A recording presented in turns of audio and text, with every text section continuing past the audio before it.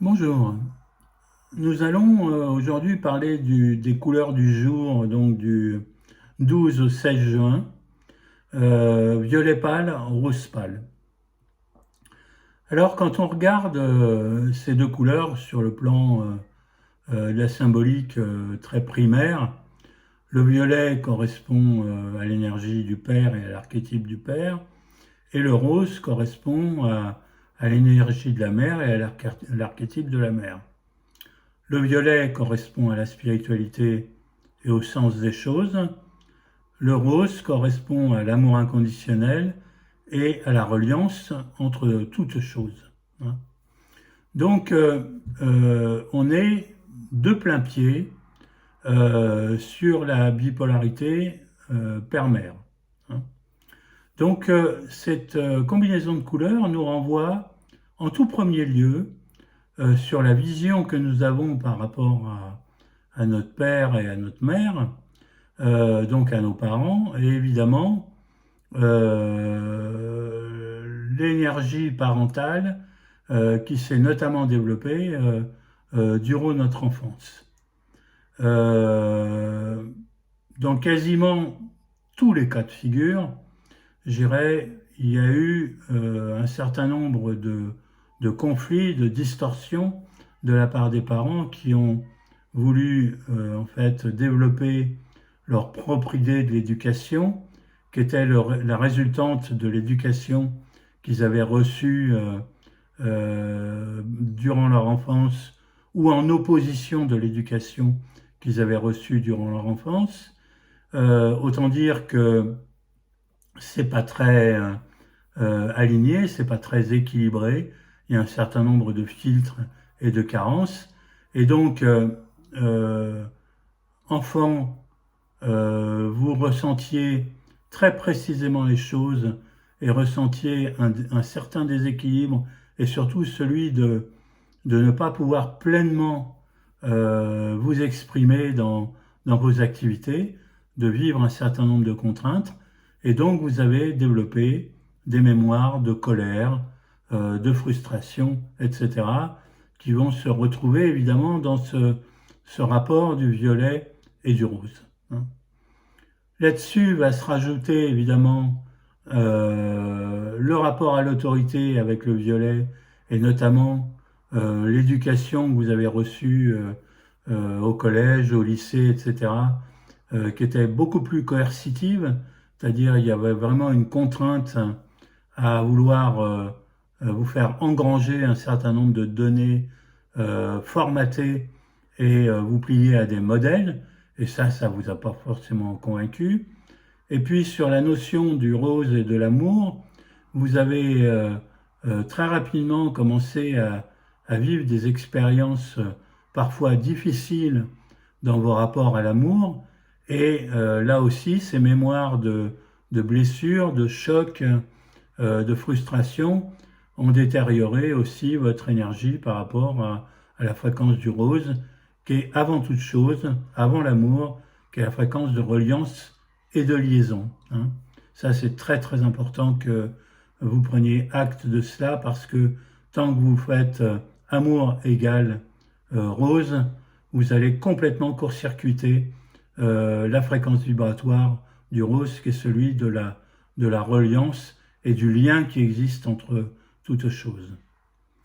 Donc la fréquence violet pâle, rose pâle, bon d'abord le fait que ces deux couleurs soient dans le pâle, ça donne vraiment une fréquence, je dirais, de cette combinaison plus élevée que la normale. C'est-à-dire que vous allez toucher des fréquences qui ne sont pas terre à terre, qui sont vraiment de l'ordre de votre esprit, de votre conscience.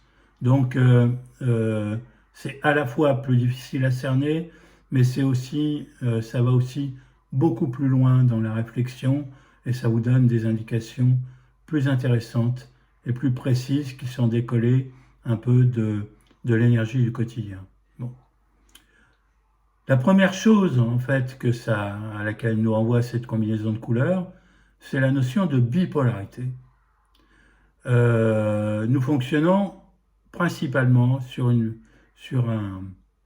un mode binaire. Donc noir-blanc, juste, injuste, bien, mal, etc.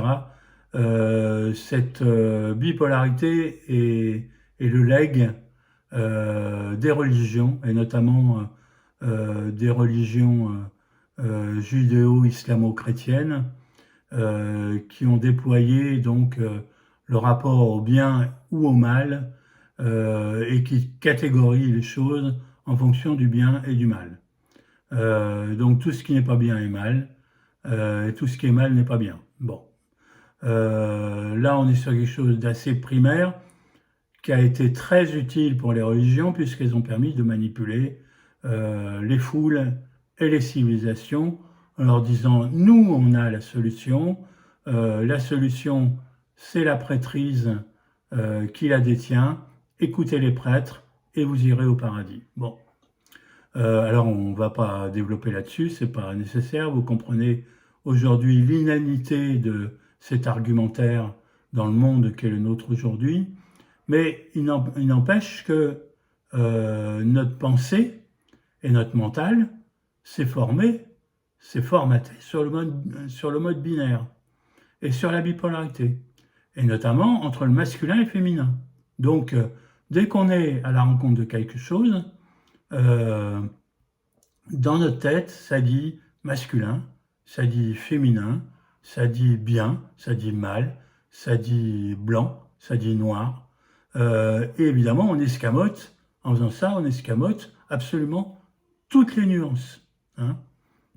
D'ailleurs, pour revenir au masculin et féminin, regardez la résistance des sociétés et des civilisations de la planète face à des états intermédiaires entre le masculin et le féminin, donc les notions transgenres, et tout ce qu'elles éveillent en termes de violence, en termes de refus, en termes de jugement, etc., en termes de souffrance, tout simplement parce que la bipolarité, dans quelque domaine que ce soit, engendre la souffrance.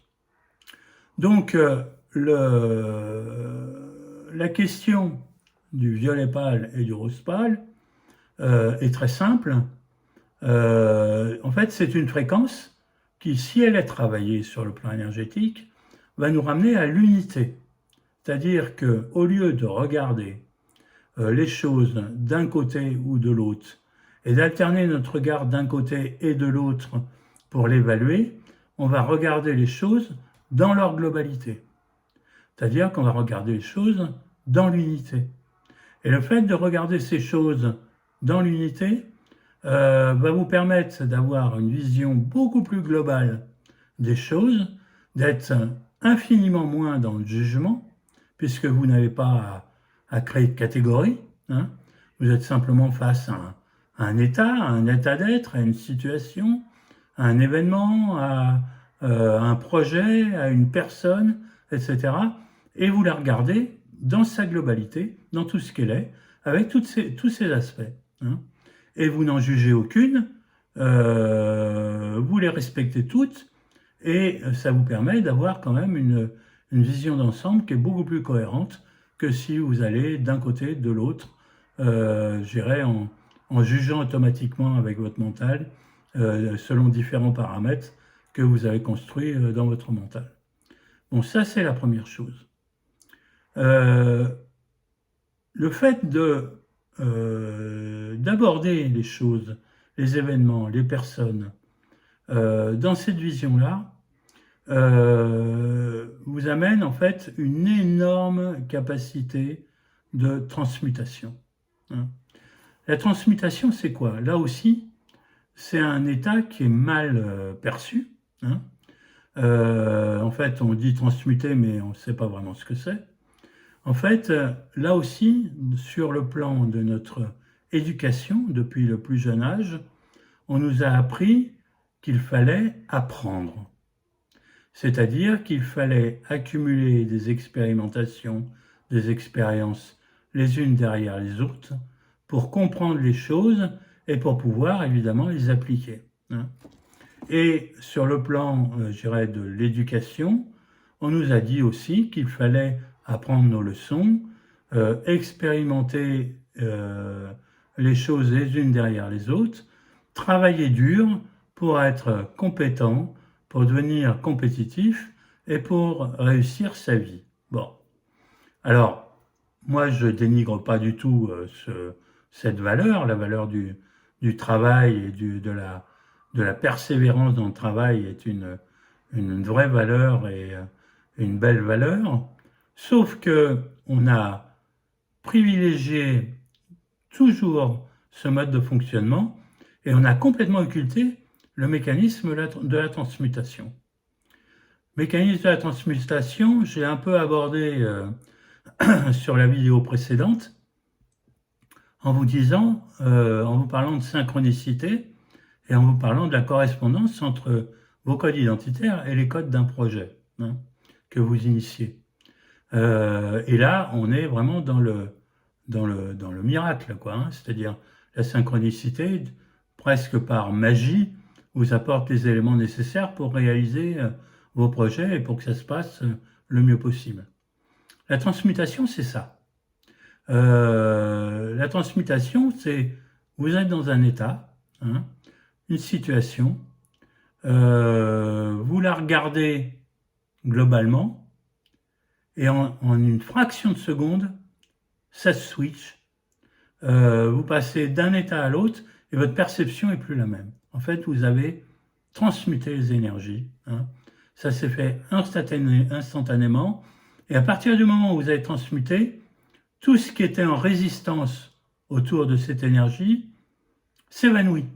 C'est-à-dire vous rentrez dans un autre modèle, dans un autre paradigme, et vous pouvez déployer donc ce que vous avez à faire et qui vous êtes. Et ça, c'est la résultante typique du mécanisme d'unité et d'abandon de la bipolarité quand vous l'accomplissez. Donc, c'est vraiment un mécanisme intéressant qui vous permettra de gagner énormément de temps et énormément d'énergie dans votre vie et de construire de belles réalisations. Bon. Le deuxième point, donc, pour abandonner cette bipolarité, est de vous réconcilier, évidemment, avec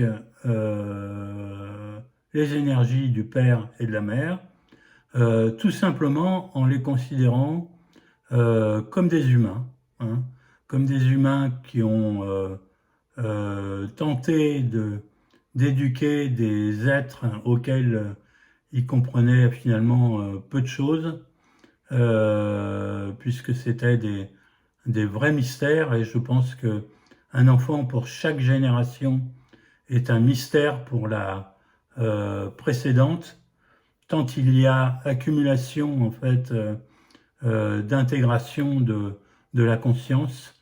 Il est sûr que la conscience de nos parents n'est pas la même que celle de nous-mêmes aujourd'hui, et notre conscience n'est pas la même de celle des enfants qui naissent aujourd'hui.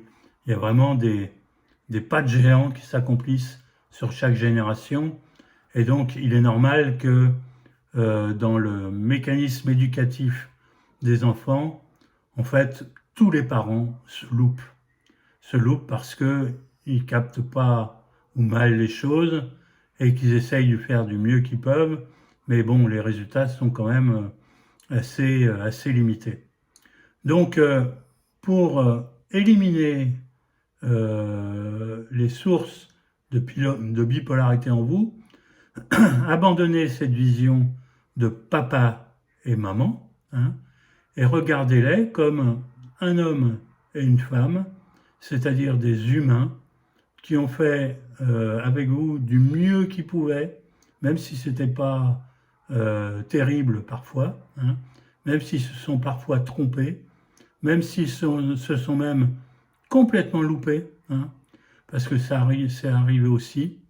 Et le fait de vous réconcilier avec cette image de vos parents va vous permettre d'abandonner le côté bipolaire de votre perception, va vous permettre d'abandonner énormément de sources de jugement et va vous permettre donc de rentrer dans ce mécanisme d'unité, de vision globale des choses et d'activation de votre transmutation. Et donc, partant de là, vous pourrez quitter cette vision binaire et rentrer véritablement dans un mode de fonctionnement, un mode de perception du monde, de perception des événements et de perception de qui vous êtes, complètement différent. Et cela vous permettra de progresser beaucoup plus vite dans votre vie quotidienne et d'apporter plus de paix et plus de prospérité dans ce que vous accomplissez. Voilà. Je vous remercie de votre écoute. Je vous rappelle que le meilleur moyen d'intégrer ces énergies, c'est l'utilisation du parfum violet, du parfum rose et du parfum blanc, hein, puisqu'on est sur des couleurs pâles, donc on est sur des couleurs éthérées, hein, donc le blanc amène l'élévation des fréquences couleurs. Et l'utilisation pendant plusieurs jours, 4 à 5 fois par jour, des autres couleurs correspondantes va vous permettre de complètement transformer votre vision des choses et surtout votre perception énergétique des choses qui change en fait, sans que vous vous rendiez compte, vos automatismes et vos croyances. Et donc vous pourrez rencontrer en fait des expériences qui seront beaucoup plus fluides sans l'apport, je dirais, de ces produits. Voilà. Je vous souhaite une bonne lecture. N'oubliez pas de partager cette vidéo avec vos amis. Abonnez-vous à la chaîne Parfum de Couleur. Et puis, je vous dis aux prochaines couleurs et à bientôt.